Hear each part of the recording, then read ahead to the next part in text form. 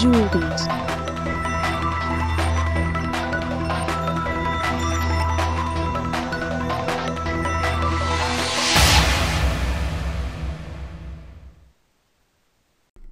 Hi నా పేరు శివ. మనం లాస్ట్ వీడియోలో మెథడ్స్ ఇంపార్టెన్స్ గురించి చూస్తున్నాం. మెథడ్స్ యూజ్ చేసుకుంటే ఎట్లా డూప్లికేట్ కోడ్ తగ్గిపోతుంది, కాంప్లెక్సిటీ ఎట్లా తగ్గుతుంది, అట్లా మనం మెయింటైనబిలిటీ ఇంక్రీజ్ చేసుకోవచ్చు అనేది మనం చూస్తున్నాం. మెథడ్స్ రాస్తే మనము ఎట్లా ఒకరు రాసిన కోడ్ ఇంకొకరు ఈజీగా అర్థం చేసుకోవచ్చు అనేది కూడా మనం లాస్ట్ వీడియోలో డిస్కస్ చేస్తున్నాము. అది అర్థం చేసుకోవడానికి మనము ఇక్కడ సిటీ టెంపరేచర్స్ని ప్రింట్ చేసే ఒక ప్రోగ్రామ్ చూస్తున్నాము. ఫారెన్హీట్లో మినిమమ్ మ్యాక్సిమం టెంపరేచర్స్ ఇస్తే దాన్ని యావరేజ్ ఎట్లా కనుక్కోవాలి, తర్వాత సెల్సియస్లకి ఎట్లా కన్వర్ట్ చేసి ప్రింట్ చేయాలి అనేది మనము ఆ వీడియోలో చూస్తున్నాము. తర్వాత రిటర్న్ స్టేట్మెంట్ ఇంపార్టెన్స్ కూడా మనం ఆ వీడియోలో డిస్కస్ చేస్తున్నాం. ఈ వీడియోలో మనం మెథడ్స్ డిక్లరేషన్ అంటే ఏంటి, డెఫినేషన్ అంటే ఏంటి అనేది చూద్దాం. డిక్లరేషన్ అంటే ఏ పార్ట్స్ తీసుకుంటుంది, లేదంటే ఏ పారామీటర్స్ తీసుకుంటుంది, ఏ పారామీటర్స్ రిటర్న్ చేస్తుంది అనేది డిక్లరేషన్ కిందకి వస్తుంది. డెఫినేషన్ అంటే ఆ తీసుకున్న పారామీటర్స్ని ఎట్లా ప్రాసెస్ చేసి దాన్ని రిటర్న్ చేస్తుంది అనేది డెఫినేషన్ కిందకి వస్తుంది. డిక్లరేషన్ ఏమో ఏవేవి తీసుకుంటుంది, ఆ మెథడ్ నేమ్ ఏంటి, ఏం రిటర్న్ చేస్తుంది అనేది డిక్లరేషన్ కిందకి వస్తుంది. డెఫినేషన్ అంటే ఎలా చేస్తుంది, ఆ తీసుకున్న పారామీటర్స్ని ఎలా ప్రాసెస్ చేస్తుంది అనేది డెఫినేషన్ కిందకి వస్తుంది. సో ఇక్కడ మనం మెథడ్ సింటాక్స్ చూస్తే మెథడ్స్కి ఒక టైప్ ఉంటుంది. Type is nothing but return type. తర్వాత మెథడ్ నేమ్, ఆ మెథడ్ ఏం చేస్తుంది అనేది డిస్క్రైబ్ చేయడానికి మెథడ్ నేమ్. తర్వాత ఏ పారామీటర్స్ తీసుకుంటుంది అనేది ఇన్పుట్ పారామీటర్ లిస్ట్లో పెడతాం. తర్వాత యూ హ్యావ్ మెథడ్ బాడీ. ఈ మెథడ్ బాడీ వచ్చేసి ఎలా ఆ ఇన్పుట్ పారామీటర్స్ని ప్రాసెస్ చేస్తుంది అనేది మెథడ్ బాడీలో డిఫైన్ చేస్తాం అన్నమాట. సో మళ్ళీ చెప్తున్నా, ఇక్కడ ఫస్ట్ పార్ట్ వచ్చేసి డిక్లరేషన్. ఫస్ట్ పార్ట్ ప్లస్ ఈ మొత్తం ఎలా చేస్తుంది అనేది కూడా డెఫినేషన్ కిందకి వస్తుంది. నెక్స్ట్ మనం గుర్తుపెట్టుకోవాల్సింది ఏంటంటే ఎనీ మెథడ్కి ఎన్ని పారామీటర్స్ అయినా ఉండొచ్చును. మనం కన్వర్ట్ టు సెల్సియస్ అనే మెథడ్ చూసినప్పుడు ఒక పారామీటర్ ఓన్లీ ఫారెన్హీట్ అనేది ఇచ్చినాము. తర్వాత యావరేజ్ అనే ఇంకో మెథడ్ చేసినప్పుడు దాంట్లో 2 పారామీటర్స్ ఉన్నాయి, మినిమం మ్యాక్సిమం. సో అట్లా ఎన్ని పారామీటర్స్ అయినా ఉండొచ్చును, 1 ఉండొచ్చును, 2 ఉండొచ్చును, లేదంటే ఇంకా 3, 4 ఇంకా అయినా ఉండొచ్చును. అట్ ది సేమ్ టైం ఏమి పారామీటర్స్ లేకుండా కూడా మెథడ్ ఉండొచ్చును. So it is not necessary that a method should have parameters లేకుండా కూడా మెథడ్ ఉండొచ్చును. ఇంకొక పాయింట్ ఏంటంటే ఈ టైప్ ఉంది కదా, ఈ టైప్ అనే దగ్గర ఎనీ డేటా టైప్ మనం యూజ్ చేసుకోవచ్చు. ఇంట్ కానీ, షార్ట్ కానీ, డబుల్ కానీ, any data type you could use as a type here or the return type. ఒకవేళ ఏదైనా మెథడ్కి రిటర్న్ టైప్ లేదనుకోండి, అంటే say for example printing method ఉంది, ఏదైనా ఒక ప్రింట్ చేయాలి, దానికి there is no return type. అటువంటిప్పుడు there is no return type అన్నప్పుడు you can use the keyword called void. VOID అనేది ఒక కీవర్డ్. ఈ కీవర్డ్ ఏం చెప్తుందంటే ఆ మెథడ్ ఏం రిటర్న్ చేయదు అని ఇండికేట్ చేయడానికి you can use this keyword. Void is the keyword. ఒకవేళ మెథడ్కి రిటర్న్ టైప్ వాయిడ్ కాలేదనుకోండి, అంటే ఇట్ హ్యాస్ టు రిటర్న్. అటువంటప్పుడు దాంట్లో రిటర్న్ స్టేట్మెంట్ ఖచ్చితంగా ఉండాలి. ఆ మెథడ్ బాడీలో రిటర్న్ స్టేట్మెంట్ అనేది ఖచ్చితంగా ఉండాలి. అట్ ది సేమ్ టైం అది లాస్ట్ లైన్ అయి ఉండాలి, అది లాస్ట్ స్టేట్మెంట్ అయి ఉండాలి.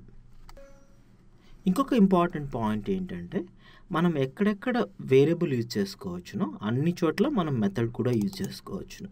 సే variable can be used to initialize another variable or assign to an existing variable.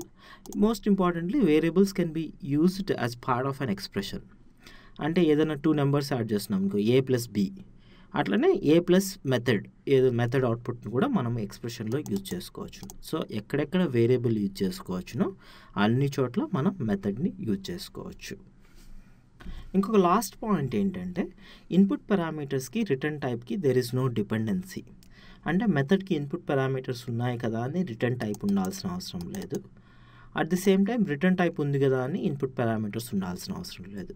కొన్ని మెథడ్స్కి ఇన్పుట్ పారామీటర్స్ ఉండవు కానీ రిటర్న్ టైప్ ఉంటుంది. కొన్ని మెథడ్స్కి రిటర్న్ టైప్ ఉండదు కానీ ఇన్పుట్ పారామీటర్స్ ఉంటాయి. కొన్ని మెథడ్స్కి రెండు ఉండకుండా కూడా ఉండొచ్చును. సో ఇవన్నీ మెథడ్స్ రూల్స్ అనమాట. సో ఇన్పుట్ పారామీటర్స్ ఎన్నైనా ఉండొచ్చును. రిటర్న్ టైప్ వచ్చేసి ఎనీ డేటా టైప్, ఇంట్ కానీ షార్ట్ కానీ డబుల్ కానీ or any other data type కావచ్చును.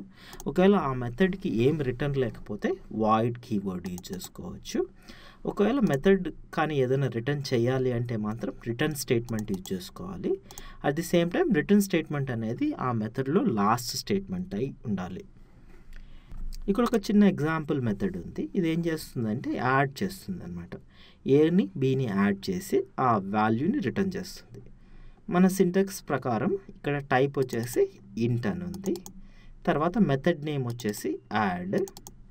తర్వాత ఇన్పుట్ పారామీటర్ లిస్ట్ వచ్చేసి ఇంట్ ఏ ఇంట్ బి అన్నాము. తర్వాత మెథడ్ బాడీలో int result equal to A plus B చేస్తున్నాము. తర్వాత రిటర్న్ రిజల్ట్ చేస్తున్నాం. సో ఇక్కడ రిటర్న్ టైప్ ఇంట్ ఉంది కాబట్టి రిటర్న్ స్టేట్మెంట్ ఖచ్చితంగా ఉండాలి. అట్ ది సేమ్ టైం అదే లాస్ట్ స్టేట్మెంట్ కావాలి. దాని తర్వాత ఇంకా కోడ్ రాసేదానికి వీలు పడదు. నెక్స్ట్ ఇంకొకటి మెథడ్ ఇక్కడ ఎగ్జాంపుల్ ఉంది. ఇది ప్రింట్ హలో అనే మెథడ్. దీనికి చూస్తే there is no input parameters. At the same time there is no return type. Return type లేదు కాబట్టి వాయిడ్ అని ప్రింట్ చేస్తున్నాము. ఈ మెథడ్ బాడీలో system.out.println ఆఫ్ హలో అని ప్రింట్ చేస్తున్నాం. సో ఇక్కడేమో మెథడ్స్ ఇన్పుట్ పారామీటర్స్ ఉన్నాయి, రిటర్న్ టైప్ ఉంది. ఇక్కడేమో ఇన్పుట్ పారామీటర్స్ లేవు, రిటర్న్ టైప్ కూడా లేదు. సో ఇవి టూ ఎగ్జాంపుల్స్ అనమాట. ఇక్కడ రిటర్న్ టైప్ ఏం లేదు కాబట్టి మనం రిటర్న్ కూడా ఏం చేయట్లేదు. ఈ మెథడ్ నుంచి ఏం రిటర్న్ చేయాల్సిన అవసరం లేదు. నెక్స్ట్ పారామీటర్ పాసింగ్ అంటే ఏంటి, స్కోప్ ఏంటి అనేది చూద్దాము. మనం ఇంతకుముందు గుర్తు చేసుకున్నాం కదా, మెయిన్ మెథడ్ నుంచి కన్వర్ట్ టు సెల్సియస్ అనే మెథడ్ కాల్ చేస్తున్నప్పుడు main method is the calling method and convert to Celsius is the called method అనేది మనం చూస్తున్నాము. సో దాంట్లో పారామీటర్స్ని మెయిన్ మెథడ్ నుంచి కన్వర్ట్ టు సెల్సియస్ అనే దానికి పాస్ చేస్తున్నాము. వచ్చిన రిటర్న్ని మళ్ళీ మెయిన్ మెథడ్లో యూజ్ చేసుకున్నాం.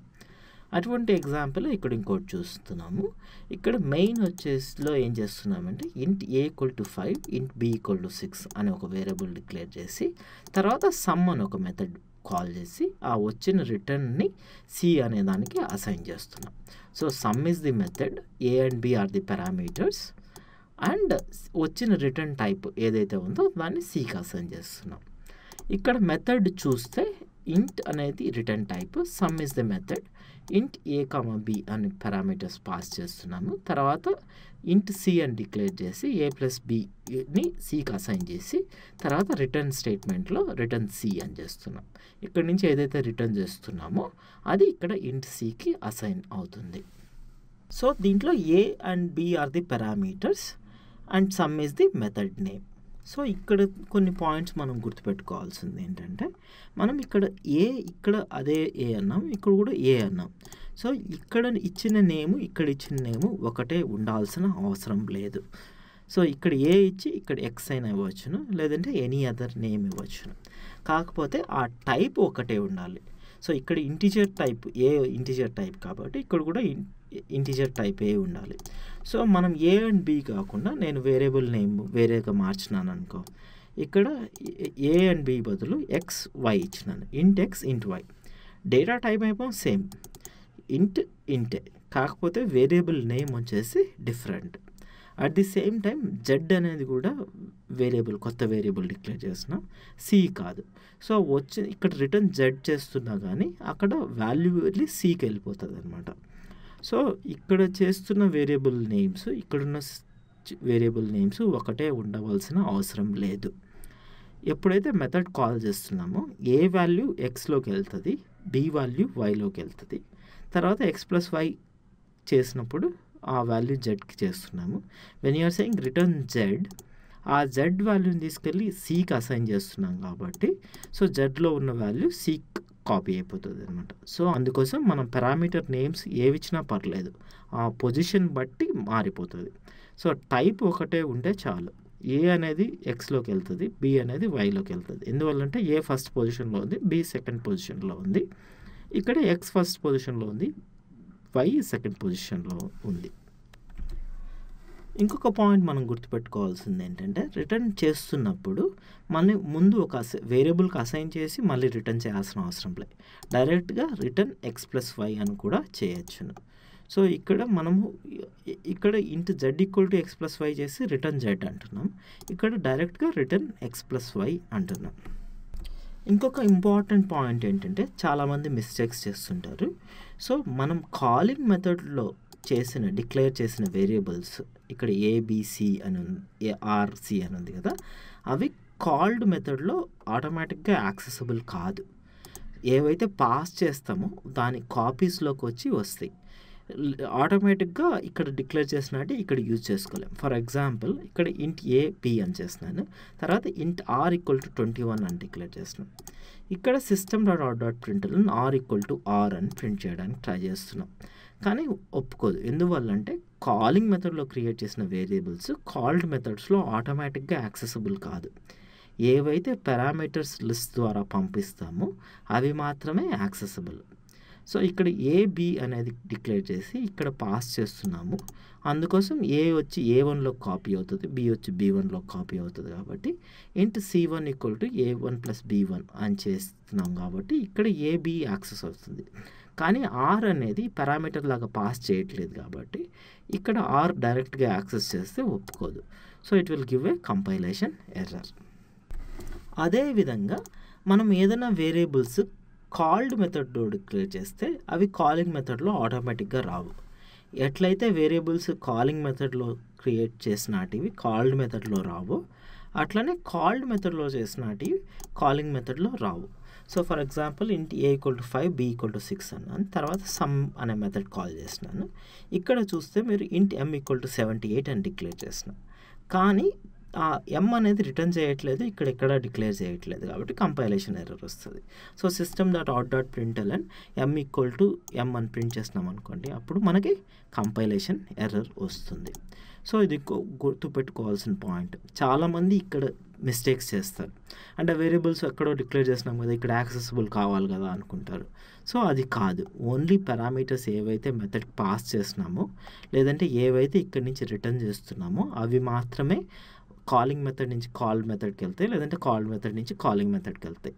మిగతావి వేరియబుల్స్ ఇక్కడ క్రియేట్ చేసినవి వేరే మెథడ్లో యాక్సెసిబుల్ కావు. ఇంకొక కామన్ మిస్టేక్ ఏంటంటే ఒకే వేరియబుల్ని 2 చోట్ల డిక్లేర్ చేస్తారు. సో ఫర్ ఎగ్జాంపుల్ ఇక్కడ ఇంట్ కే ఈక్వల్ టు 78 అని డిక్లేర్ చేస్తున్నాము, తర్వాత మళ్ళీ ఈ కాల్డ్ మెథడ్లో సమ్లో కూడా ఇంట్ కే ఈక్వల్ టు 88 అని డిక్లేర్ చేస్తున్నాం. సో 78 ఇక్కడ ఉంది, 88 ఇక్కడ ఉంది. రెండిటికి వేరియబుల్ నేమ్ ఏమో కే, కానీ ఈ వేరియబుల్ కే స్కోప్ వచ్చేసి ఇక్కడ వరకే ఉంటుంది అండ్ మెథడ్లో పాస్ చేయట్లేదు కాబట్టి ఆ కే వేరియబుల్ అసలు యాక్సెసిబుల్ కాదు ఇక్కడ. అట్లనే ఇక్కడ కే అనేది డిక్లేర్ చేసింది, ఇక్కడ వరకే accessible and it is not accessible in the called method. So ఈ వేరియబుల్ కే అండ్ ఈ variable K are different. So any changes you make to this K will not impact this K here. So ఇక్కడున్న K వేరే, ఈ కే వేరే. So అది ఇంకొక point గుర్తుపెట్టుకోవాల్సింది. మనం లాస్ట్ పాయింట్ ఇంకోటి తెలుసుకోవాల్సిందంటే ఇంకొక మామూలుగా కంపైలేషన్ ఎర్రర్ ఎప్పుడు వస్తుంది అంటే ఇక్కడ టైపు వేరేగా ఉంటాయి. సే for example int A equal to 5 అన్నాం, ఇక్కడ బూలియన్ ఏ అంటున్నాం. అంటే ఏంటి, ఏ అనేది సేమ్ నేమ్ అయినా కానీ టైప్ మాత్రం డిఫరెంట్. మనకి నేమ్ కంటే టైపే మోర్ ఇంపార్టెంట్. సో అందుకోసం ప్రాబ్లం వస్తుంది. సో ఇక్కడ ఏ అనేది ఇంటిజర్ టైప్ ఉంది, ఇక్కడ బూలియన్ టైప్గా డిక్లేర్ చేస్తున్నాం. So integer cannot be given to Boolean కాబట్టి మనకి కంపైలేషన్ ఎర్రర్ వస్తుంది. నేను మళ్ళీ రిపీట్ చేస్తున్నాను, మనకి వేరియబుల్ నేమ్ కంటే variable type important. Variable name ఏది ఇచ్చినా పర్లేదు కానీ టైప్ మాత్రం అదే ఉండాలి. ఇక్కడ పైన చూసినప్పుడు మనము వేరియబుల్ నేమ్ ఒకటే ఉంది, వేరియబుల్ టైప్ కూడా ఒకటే ఉంది కాబట్టి ఇక్కడ ఏం ప్రాబ్లం లేదు, టైప్ ఇంపార్టెంట్ కాబట్టి. ఇక్కడ కూడా వేరియబుల్ నేమ్ ఏమో డిఫరెంట్ ఉంది కానీ టైప్ ఒకటే కాబట్టి ఇక్కడ ఇంట్ ఏ అనేది ఇంటిజర్ టైప్, అక్కడ ఎక్స్ అనేది ఇంటిజర్ టైప్ కాబట్టి ఏం ప్రాబ్లం లేదు. కానీ ఎప్పుడైతే వేరియబుల్ నేమ్ ఒకటే ఉండి టైప్ మాత్రం డిఫరెంట్ అయితే మాత్రం problem. So what I'm trying to say is type is important, variable name is not important. Any variable name is okay. As long as it is of type which we are passing from the calling మెథడ్లో ఏ type ఉందో ఆ method సిగ్నేచర్లు కూడా అదే type ఉంటే problem ఉండదు, లేదంటే compilation error వస్తుంది. మనం ఈ వీడియోలో మెథడ్స్ డిక్లరేషన్ అంటే ఏంటి, డెఫినేషన్ అంటే ఏంటి అనేది చూస్తున్నాము. డిక్లరేషన్ అంటే ఓన్లీ ఈ ఫస్ట్ 3 పార్ట్స్ వస్తుంది. డెఫినేషన్ అంటే దాంతోపాటు ఆ మెథడ్ బాడీ కూడా వస్తుంది. డిక్లరేషన్ ఏమో ఏ పారామీటర్స్ తీసుకొని ఏ పారామీటర్స్ ఇస్తుంది అనేది మాత్రమే డిసైడ్ చేస్తుంది. డెఫినేషన్ ఆ పారామీటర్స్ని ఎలా యూజ్ చేసుకొని ఎలా ప్రాసెస్ చేస్తుంది, ఎలా క్యాలిక్యులేట్ చేస్తుంది అనేది డెఫినేషన్ తెలుపుతుంది మనకి. తర్వాత ఆ రూల్స్ కొన్ని చూసినాము. ఇన్పుట్ పారామీటర్స్ ఎన్నైనా ఉండొచ్చు అని తెలుసుకున్నాము. తర్వాత మెథడ్ రిటర్న్ టైప్ వచ్చేసి ఇంట్ కానీ షార్ట్ కానీ డబుల్ కానీ ఎనీ అదర్ టైప్ ఉండొచ్చును అనేది చూస్తున్నాము. ఒకవేళ ఏం టైప్ లేకపోతే వాయిడ్ అనే కీవర్డ్ ఉపయోగించి మనం ఏం లేదు అని డిసైడ్ చేయాలి, రిటర్న్ టైప్ ఏం లేదు అని డిసైడ్ చేయాలి. ఒకవేళ ఏదన్నా మెథడ్కి రిటర్న్ టైప్ ఉంటే, వాయిడ్ కాకుండా ఉంటే, then you have to use return statement use చేసుకొని ఆ మెథడ్ అవుట్పుట్ ఏదైతే ఉందో అది రిటర్న్ చేయాలి అనేది మనం చూస్తున్నాము. తర్వాత మెథడ్స్ పారామీటర్ పాసింగ్ అండ్ స్కోప్లో పారామీటర్స్ ఎట్లా పాస్ చేస్తే ఎట్లా యూజ్ చేసుకోవచ్చు అనేది చూస్తున్నాము. ఎట్లా ఇక్కడ నుంచి ఈ కాలింగ్ మెథడ్కి ఎట్లా కాపీ అయ్యి ఆ వాల్యూస్ వెళ్తాయి అనేది కూడా మనం డిస్కస్ చేస్తున్నాం. దీంట్లో ఇంకొన్ని రూల్స్ చూసినాము. ఆ వేరియబుల్ స్కోప్ ఎలా ఉంటుంది అనేది కూడా చూసినాం. ఒకవేళ ఏదైనా వేరియబుల్ ఇక్కడ కాలింగ్ మెథడ్లో డిక్లేర్ చేసి ఆ కాల్డ్ మెథడ్లో యాక్సెస్ చేయడానికి ట్రై చేస్తే ఒప్పుకోదు. దాన్ని పాస్ చేసిన పారామీటర్స్ మాత్రమే ఈ కాలింగ్ మెథడ్ నుంచి కాల్డ్ మెథడ్కి వెళ్తాయి అనేది మనం తెలుసుకున్నాం. అట్లనే type is more important than variable name అనేది కూడా చూసినాం. టైప్ సేమ్ ఉంటే వేరియబుల్ నేమ్ ఏమి ఇచ్చినా ప్రాబ్లం లేదు అనేది మనం ఈ వీడియోలో డిస్కస్ చేసినాము.